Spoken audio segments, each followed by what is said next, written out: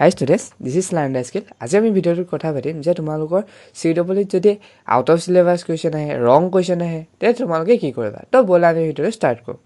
চোৱা, CWত 1 to 2 ভুল question আহিব পাৰে আৰু 1 to 2 out of syllabus question আহিব পাৰে, তাতকৈ বেছিও আহিব পাৰে। কোনোবা ইয়েৰত দেখা গৈছে তাতকৈ বেছিও আহিছে। তো ফাৰ্ষ্ট অফ অল আহিছোঁ, যদি ৰং কুৱেশ্যন আহে তেতিয়া তোমালোকে কি কৰিবা?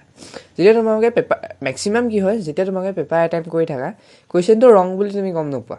কাৰণ তুমি যেতিয়া কৰি থাকিবা, তুমি লাষ্টৰ আনচাৰ নোলাই যেন ভাবিবা, তুমি ৰং বুলি নাভাবা মানে। তো তেতিয়া তোমালোকৰ মানে কনফিউজ হৈ যায় ন। কিন্তু তুমি যদি চিয়'ৰ একজেক্টলি যে এইটো কুৱেশ্যন ভুল আছে, তেনেহ'লে তুমি এটেম্প কৰা, ঠিক আছে। যদি তুমি জানা যে কুৱেশ্যনটো ভুল, এটেম্প কৰা। যদি চিয়'ৰ হয়, ঠিক আছে, এটেম্প কৰা, তুমি গ্ৰেছ মাৰ্ক পাবা, মানে তোমাক মাৰ্কছ দি দিব, ঠিক আছে। যদি এটেম্প নকৰা ভুল কুৱেশ্যন হয়, তেনেহ'লে মাৰ্কছ নাপায়। যদি এটেম্প কৰা ভুল কুৱেশ্যন হয়, তেনেহ'লে মাৰ্কছ পাব, ঠিক আছে। এতিয়া আহিছোঁ আউট অফ চিলেবাছৰ কুৱেশ্যনৰ বিষয়ে। এতিয়া আউট অফ চিলেবাছ যদি কুৱেশ্যন আহে, তেনেহ'লে এইটো তুমি একো কৰিব নোৱাৰা, ঠিক আছে। কিছুমান আউট অফ চিলেবাছ কুৱেশ্যন অহা সঘনে দেখা যায়, কিন্তু তাত গ্ৰেছ মাৰ্ক নিদিয়ে।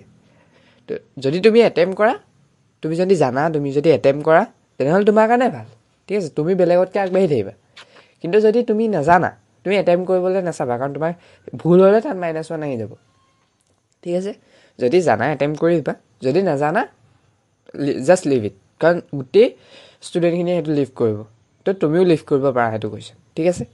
তো মোৰ মতামত এইটোৱে আছিলে যে যদি ৰং কুৱেশ্যন আহে, এটেম্প কৰি দিবা। এণ্ড যদি আউট অফ চিলেবাছ আহে, তেনেহ'লে সেইটো লিভ কৰি দিবা। যদি জানা এটেম্প কৰিবা, যদি নাজানা লিভ কৰিবা, ঠিক আছে। তো এয়াই আছিলে। তো থেংক ইউ ছ' মাছ। কিবা ডাউট থাকিলে কমেণ্ট ছেকশ্যনত সুধি দিবা।